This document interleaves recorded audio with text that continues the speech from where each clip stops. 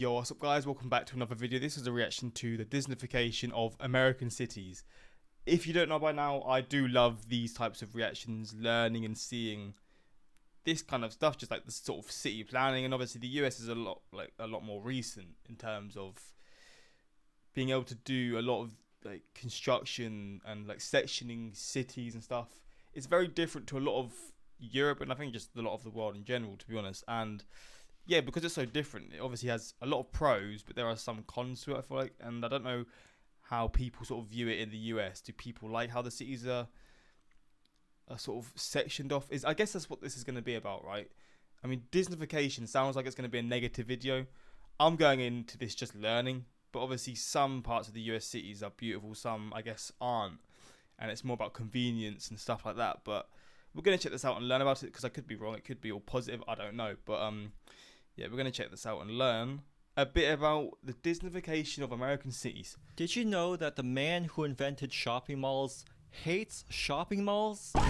More on that later. First, we have to talk about the suburbs. After World War II, America had an economic boom. See, I think one thing I like about US cities are the suburbs. Now, I'm probably thinking, like picturing like the perfect sort of suburbs where everything not necessarily looks the same. You've got these big gardens, you've got like houses that are massive with space. And this is just for like the average family. And obviously I've said this before, in the UK, you're getting a small house connected to another one and another one in the middle. So you've got no space to maneuver. You've got a tiny little garden and yeah, it's just a lot different.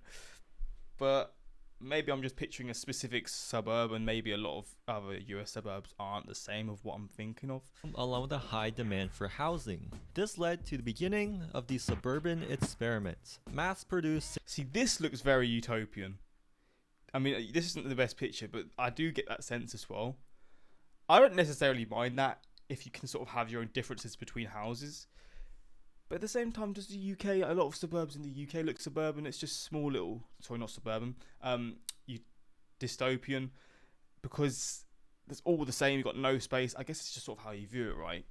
This does look a bit too like perfect. Like all the streets are the same, if that makes sense. Like it's literally the same curvature on each street. What the fuck? Single-family homes were built on huge swaths of land, and residents would need a car to get anywhere. Today, we are on the third generation of the suburban. See, this looks like a very nice neighborhood in the UK. This is surely a rich neighborhood, right? I'm going to be honest, this can't just be the average sort of family neighborhood. This looks a bit bougie. This is the sort of neighborhood in the UK that would be a gated community kind of thing. Maybe not, but this looks nice. A bit too samey. But this looks very up there for sure. An experiment, but many of the problems still exist today. In a traditional mixed-use neighborhood, all points of interest and amenities such as theaters, parks, and grocery stores are within walking distance. This encourages people to get out and explore their city on foot, leading to social interactions and a lively community. Meanwhile, modern suburbia is mostly stale and isolating. Since everything requires a car to get to, there's rarely anyone walking outside. There's no social space or town square to build community. It's a sea of asphalt and single-family homes. The lack of local amenities and monotonous environment leads to people reconstructing the world in their own homes. Suburbanites build man caves, backyard pools, indoor theaters, an entire miniature replica of Paris? Okay, fine, this one's kinda cool. But there are also attempts at recreating the traditional development pattern of cities. Think of Main Street in Disneyland or the Grand Canal shops in Las Vegas. I've visited both of these places before, and yeah, they're great. But in most of North America, nice places like this are only found in theme parks and indoor malls, while in other countries, they're all over the city. America used to have walkable places like this, but today, all we have are artificial replicas. It's hard to really appreciate these places when they're ultimately fake. There's a term for this, and it's called Disneyfication, the commercial transformation of environments into simplified, controlled, and sanitized versions. It describes the process of stripping away the original character of something and turning it into an idealized, tourist-friendly manner. This term was of course derived from Disney World, which pioneered these heavily controlled environments. But Walt Disney didn't actually intend Disneyland to be the way it is.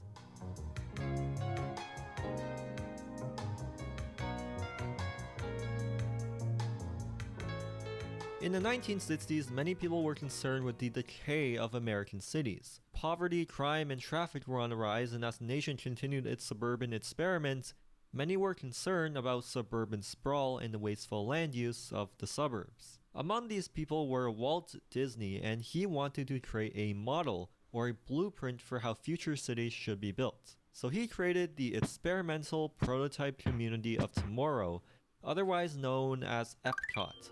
We call it EPCOT. What the hell? This city was going to be human-centered, focusing on new urbanist principles such as walkability, density, transit, and sustainability. Sounds quite good then. Here the pedestrian will be king, free to walk and browse without fear of motorized vehicles. These ideas may sound familiar today, but back in the 1960s, this was radical. This was during a time when cities all around the world were bulldozing entire neighborhoods to run highways through them. So this can only mean one thing. Walt Disney was a time traveler.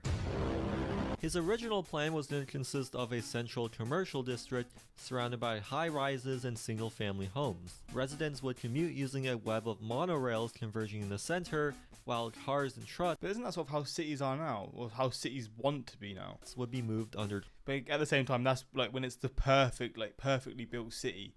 That's when it does look quite dystopian, I guess. It all looks too perfect. I mean, again, there's pros and cons, right? If you're living in that sort of life, it does make it a lot easier, to be fair, in certain aspects, for sure. Ground. Every last detail was meticulously thought about, implementing concepts such as Jane Jacobs' Eyes on the Streets and Ebenezer Howard's Garden City. Although not perfect, EPCOT was going to be a compact, walkable city with proper transit-oriented development. So this is EPCOT, the heart of Disney World. But after Walt Disney passed away in 1966, his company turned EPCOT into a theme park. So today, EPCOT is just a part of Disney World, an attraction to escape to. What was once a symbol of innovation and vision to change American cities is now a watered-down tourist attraction taken over by the suburban sprawl he was trying to fix in the first place. I was actually surprised to learn about this history behind Disney World because it is shockingly similar to the history behind shopping malls.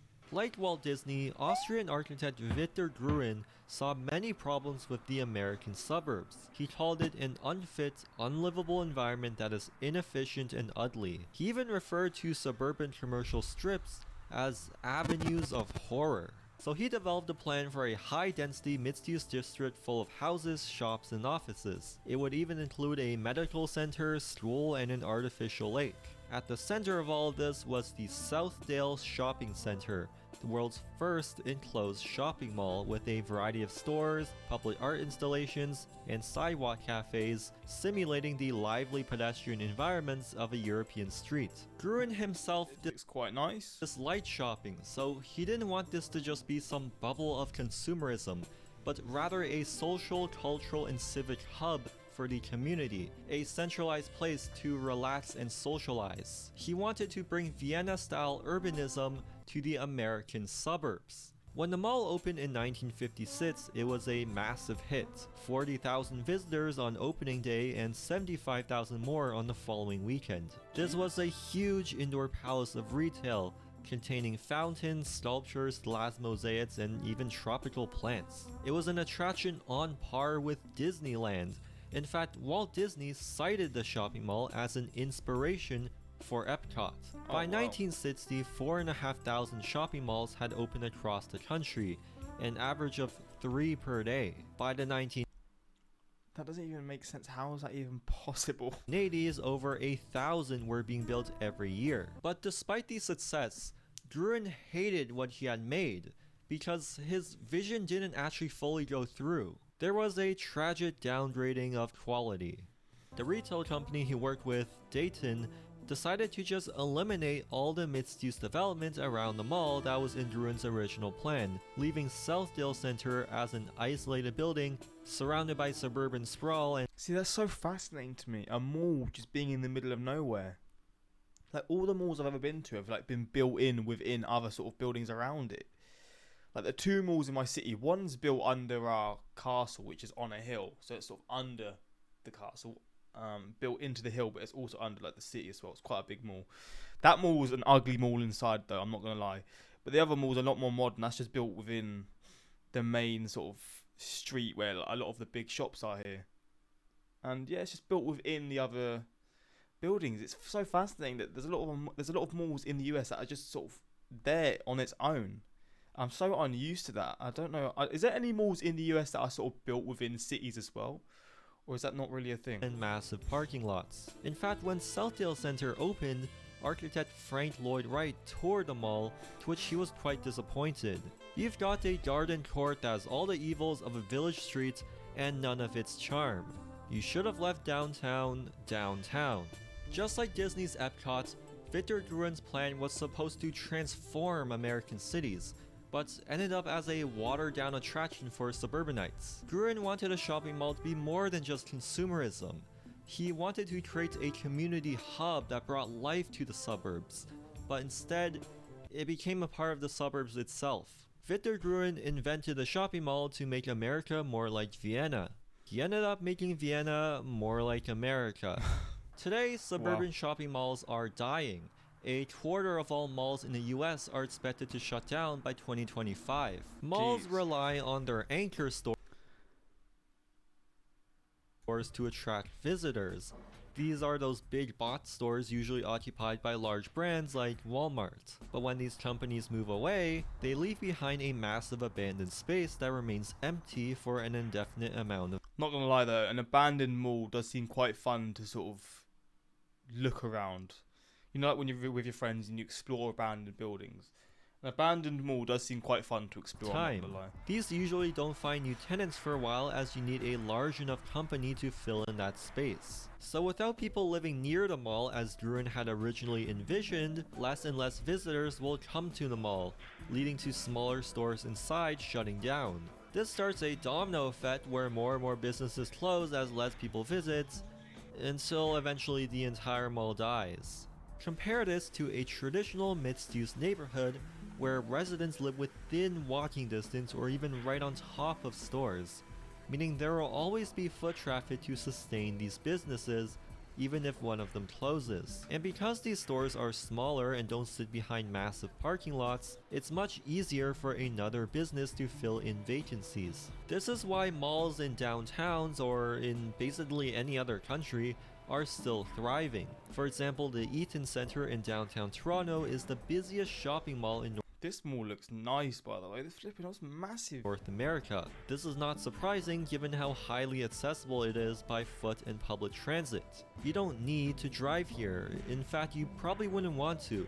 The mall is deeply interconnected with dozens of other buildings through underground pathways, and serves as a connection hub when taking the metro or... See, that's how a lot of them in London are. A lot of London underground stations are sort of built in with like a mall or like a train station. They're all just built in like together. Or was that in Vienna? I'm trying to think now. Was that in London? There definitely is in London. Yeah, there are some in London, to be fair. They're not massive malls, but they'll sort of link between other ones.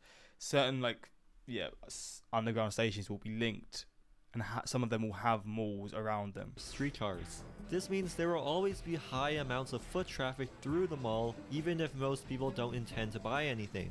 And when a large retail store closes, which did happen recently, the mall won't be shutting down anytime soon. For thousands of years, we've built cities where people walked. Even when we connected our cities by trains or built streetcar networks, majority of all trips were made on foot. But this all changed in the mid-20th century. See, this is just a bit creep. Where is this? Is this this just says somewhere in the US. I was going to say, where is it? No one knows. It's just in the middle of nowhere. It's so it's just so fascinating. There's this film that I always mention this when I see these sorts of streets. What was it called again? Basically, they were just stuck in the same suburb that you couldn't get around, and you just kept getting stuck because it all looked the same. Century through the suburban experiment, we all of a sudden started building cities where everyone drove cars. This might seem like progress, that humans used to walk everywhere, so we built cities around walking, and now we're a species that drives everywhere, so we build cities around cars. Following this logic, humans will eventually all be flying in jetpacks and teleporting everywhere, and our cities will be shaped around that. But this mindset is comforting. We want to think in a narrative of progress, but the reality is not so simple. When you look at the way cities are designed all around the world, you'll find they are eerily similar.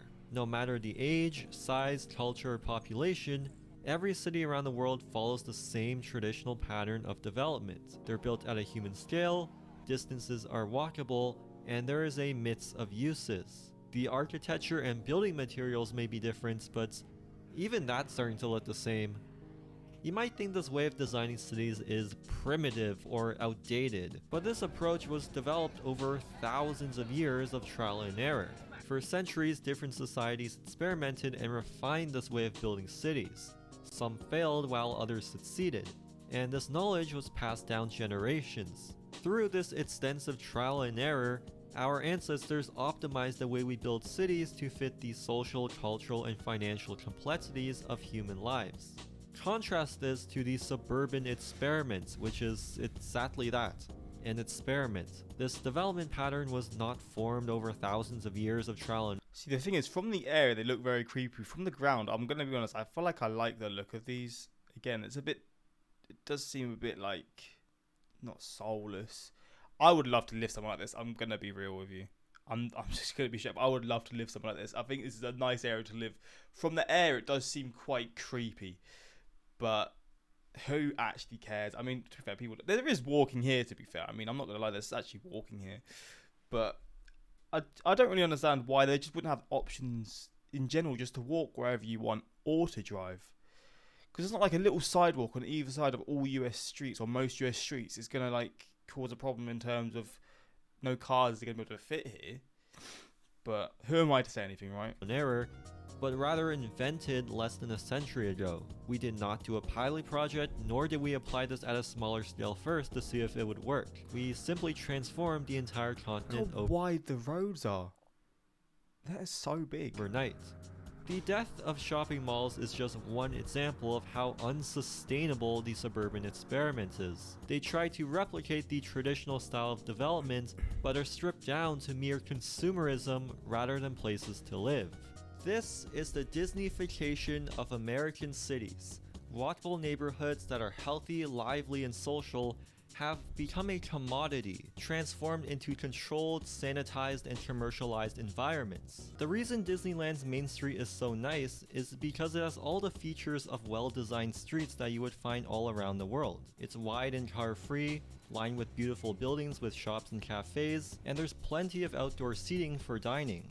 These places were once a natural part of our cities, but are now just attractions. There's nothing wrong with Disneyland or malls in particular, but when the rest of the city lacks these walkable places, your only way of experiencing them are in these private commercialized environments. The problem is that modern suburbia is inherently car dependent. Trying to build a walkable environment in the suburbs is fruitless when suburbanites need to drive everywhere. This is why the main streets that do exist in the suburbs are always just one strip of stores surrounded by massive amounts of parking.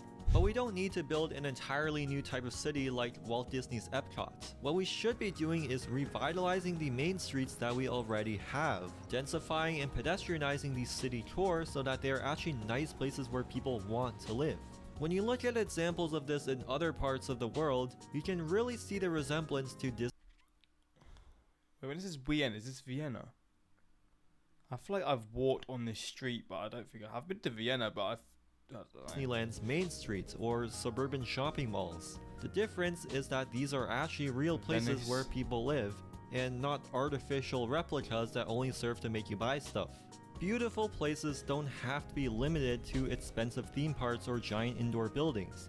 They can just be places. You'll often hear the excuse that most Americans want to live in car-dependent suburbia, but the popularity of Disneyland and shopping malls shows that Look how busy Disneyland gets. God damn. people love walkable places like this, and would pay hundreds of dollars to experience them.